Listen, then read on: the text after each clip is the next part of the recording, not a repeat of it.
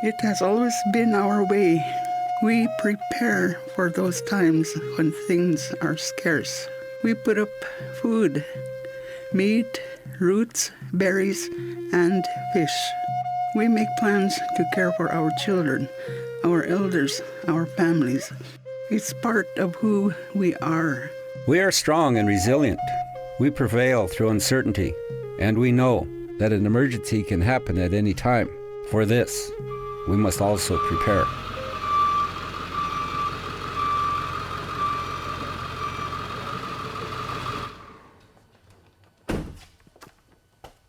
Ishanko, Bazoom. Since the year 2000, tribal leadership has an important duty in preparing for emergencies and disasters. I'm honored today to help you understand your roles and responsibilities in tribal emergency preparedness as tribal leaders and program managers new to emergency preparedness. The safety and security of the people you serve is a top priority. For the next 25 minutes, you'll learn about some of the issues that arise during an emergency incident or event that may occur on or near your reservation. Rancherias, pueblos, villages.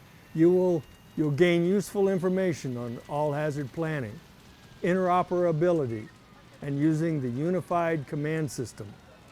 I'll introduce plans that explain procedures to prepare and provide a safe environment for your tribal community. Please know that you are not alone in developing and maintaining an effective tribal emergency preparedness program. Your tribal emergency manager coordinates with your tribal fire, EMS, law enforcement, public health, human services, medical, and environmental protection. It takes a whole community effort. As one of the over 560 federally recognized tribal governments in the United States and its territories, you may not have all the resources necessary due to your size or remoteness for an effective emergency preparedness program. Establishing sound working relationships with federal, state, and local governments may be necessary due to fee status, border issues, or the locations of tribal lands held in trust. Assistance after an emergency or disaster may come in many forms, from physical resources like cots, shelters, bottled water, food, and generators, to human resources such as public health nurses, behavioral health care providers, or financial assistance. For Indian country, this could be the setting up of a point of dispensing site, also known as POD, or mass vaccination site, set up by your tribal public health department to assist in providing medications and/or vaccinations to the public.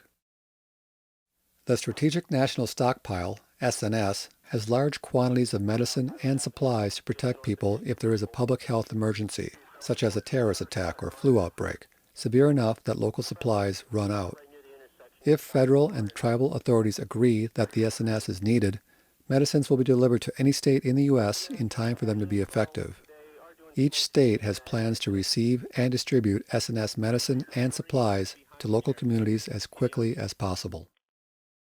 As a new tribal leader or program director, your strong leadership is key in raising the importance of individual and community readiness that supports a comprehensive tribal emergency preparedness program. Individual and community preparedness are essential in order to protect the people, natural resources, and infrastructure of your tribal community. Good planning now can decrease fear, reduce losses, and speed recovery. So, let's get started. What are the risks your tribal communities face? What hazards exist in and around your tribal lands? Well, the answers differ from reservation to village, from pueblo to rancheria.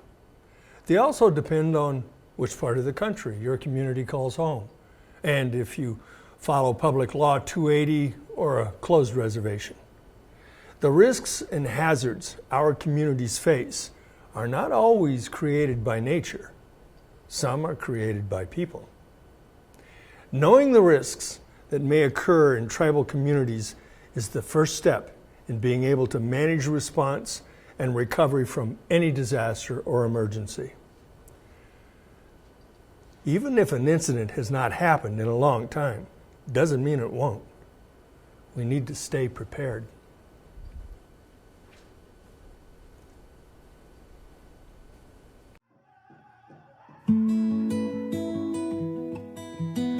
The Ready Indian Country section of ready.gov provides tips and tools for emergency preparedness that address specific areas of interest to Native Americans and Alaska Natives.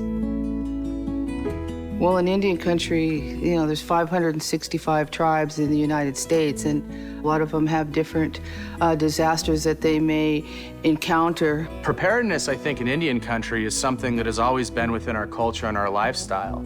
We've always been prepared for the different seasons. We've always understood how we're going to survive based upon the environment that's around us. It is absolutely everybody's responsibility to be prepared for an event occurring in their community. It's important to know how you're going to handle that situation, how you're going to be able to take care of yourself, your family, and then your community.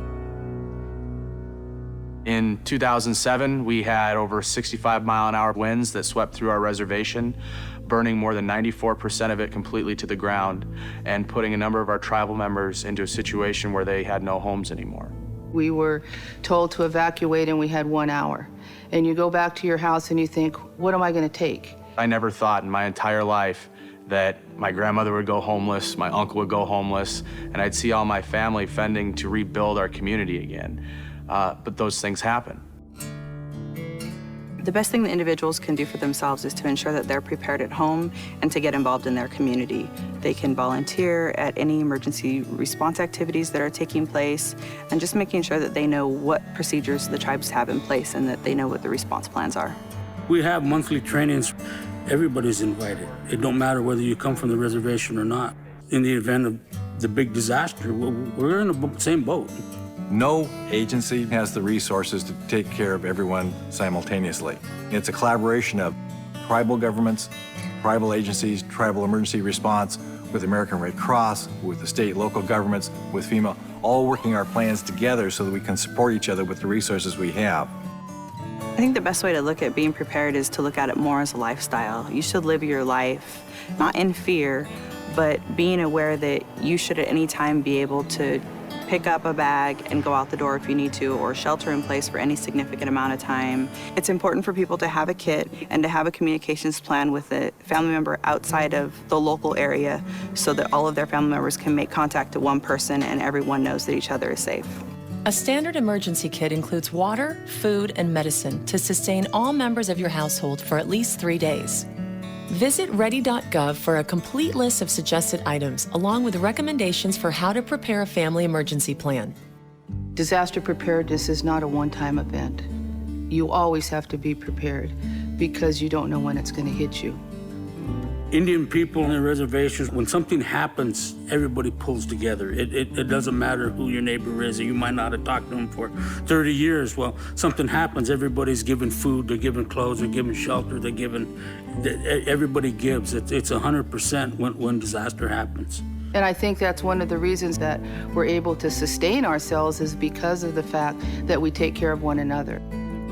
If a tribal community and their lands are destroyed by a disaster of any kind, it's not like the tribal community can go somewhere else and rebuild their sacred sites.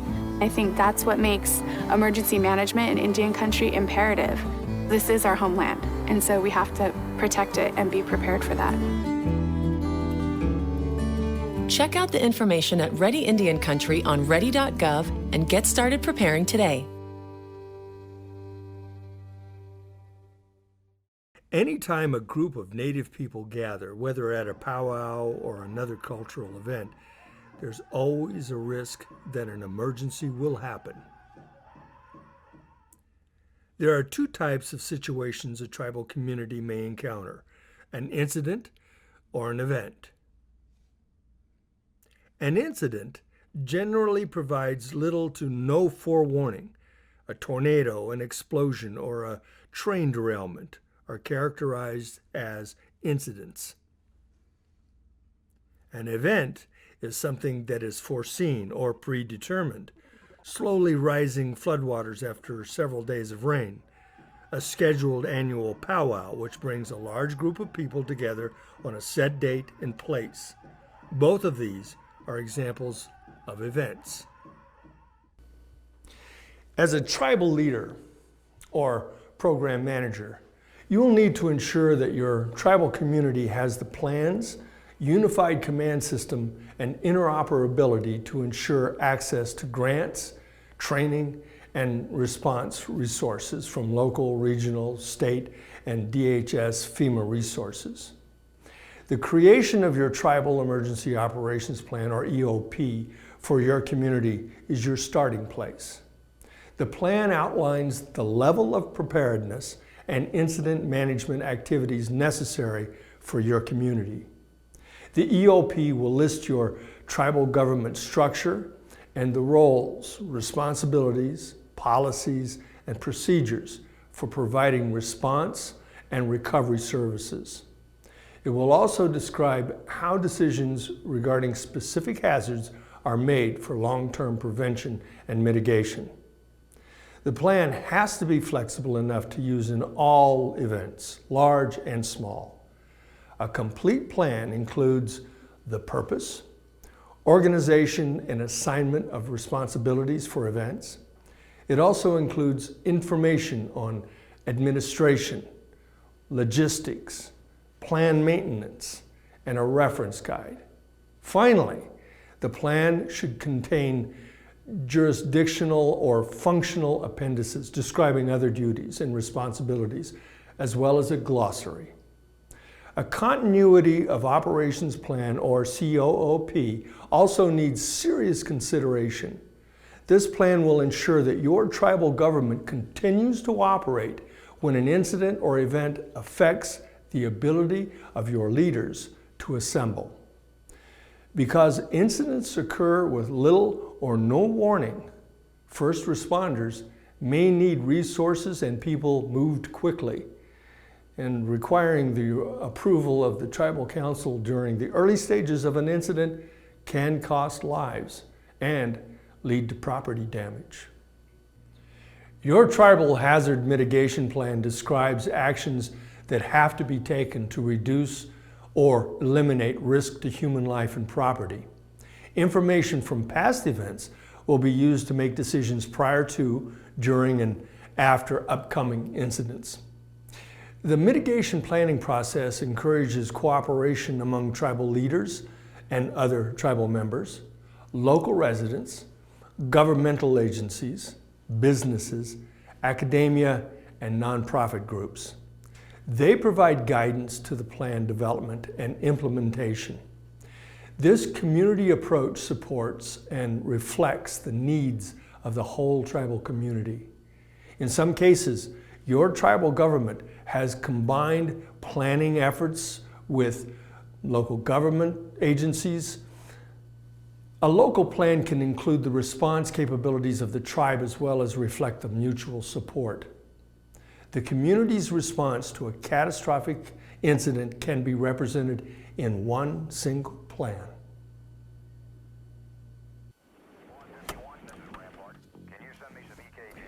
Radio communications for your tribal emergency manager, EMS, fire, public health, and law enforcement is critical for emergency preparedness. Whether you're a public law 280 or closed reservation, your public safety radio equipment must be able to work for large-scale emergencies, as well as daily operations both on and off tribal lands. The federal government has developed Project 25, or P25 as it's known. These are standards for digital radio communications equipment for use by federal, state, tribal, and local public safety agencies to enable them to communicate with other agencies in emergencies. Tribal leaders and program directors need to ensure that their radios are equipped and they are P25 compliant to ensure interoperability with other agencies.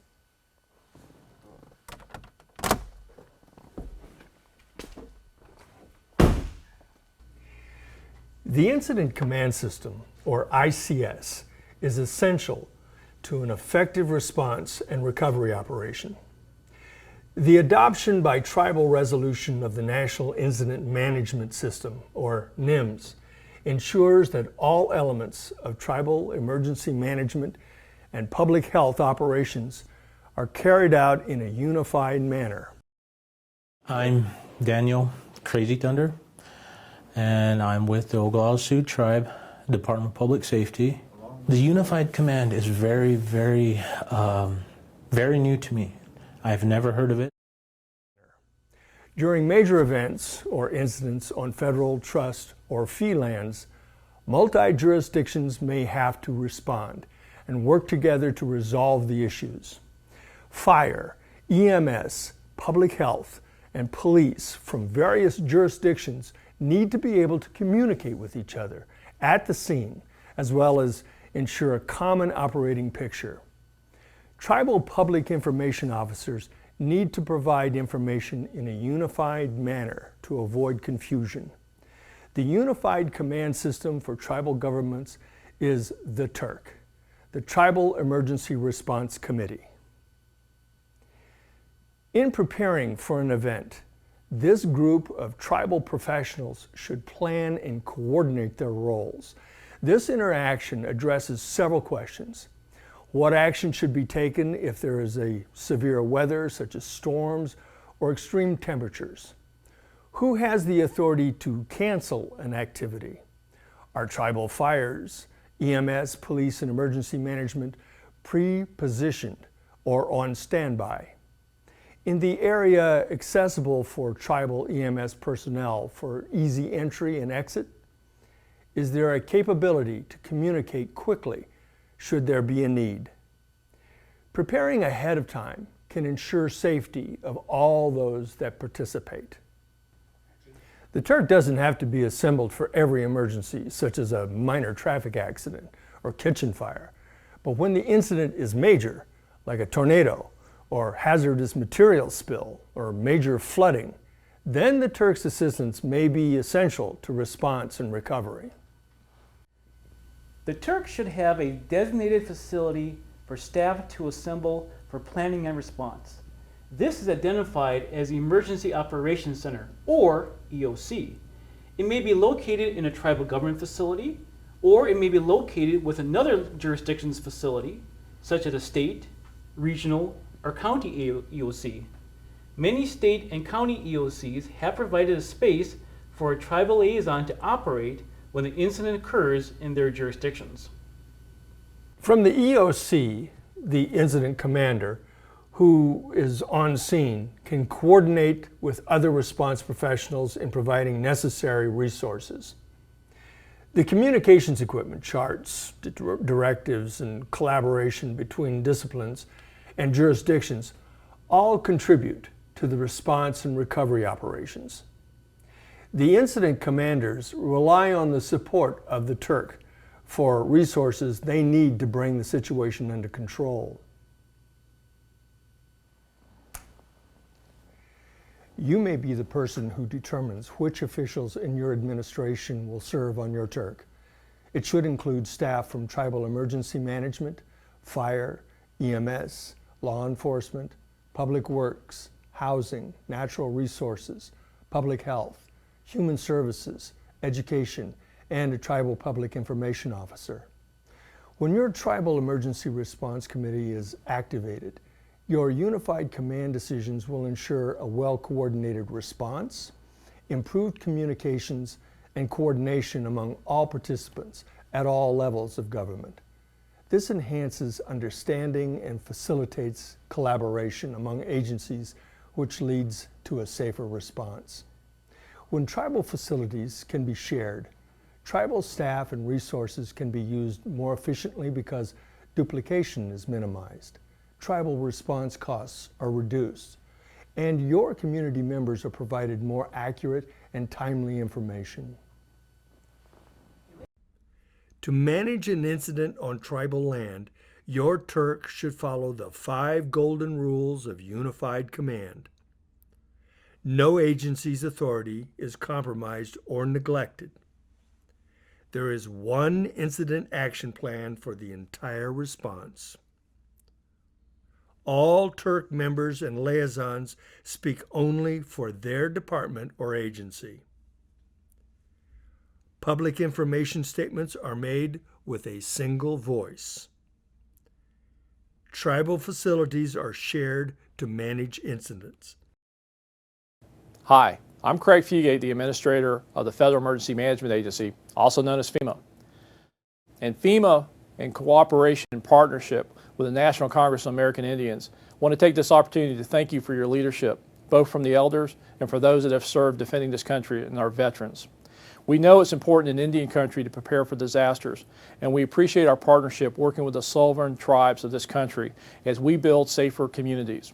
Disasters can strike some without warning, but we've been working with and support the recognition that all of us need to be prepared. And so again, it is an honor for FEMA to be part of this process, to recognize the work that's being done in Indian country to prepare for disasters, but also recognize the importance of the heritage that the first Americans bring to our country.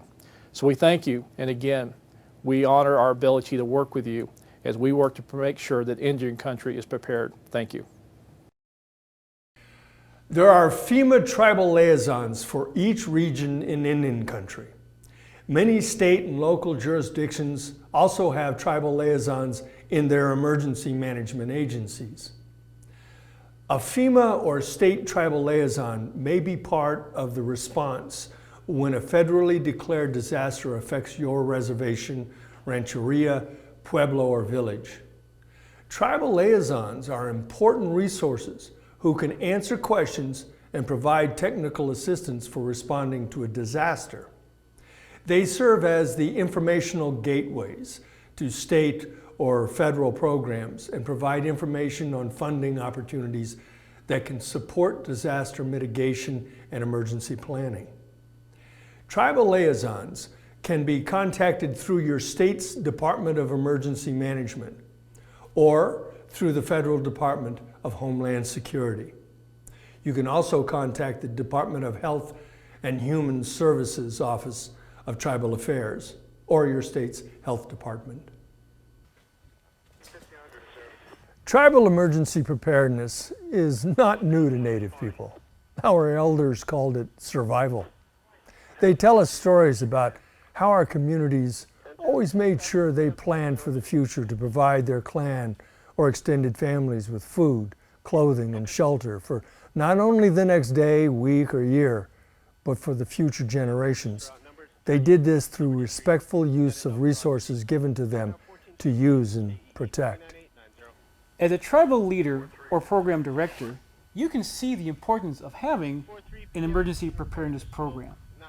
Our duties as emergency managers are to maintain and update the Tribal Emergency Operations Plan, Tribal Hazard Mitigation Plan, as well as to ensure your government is NIMS and P25 compliant. When emergencies occur, we coordinate with all tribal emergency response and preparedness agencies, the Turk, and the local, county, regional, state, and federal response agencies. We're thankful that you've taken the time to watch this video and learn about some of your responsibilities as a tribal leader or program director. Mani and I just opened the door to your role in emergency preparedness. It's your responsibility to walk through it. We hope to never have hardships come to us, but we can't predict the future. The knowledge we have gained from our elders can be used to help protect our lands and protect our people. We all have a role in emergency preparedness. You alone do not shoulder the responsibility. All of us as Native people share the responsibility to keep each other safe and protect this home we call Mother Earth. Miigwech.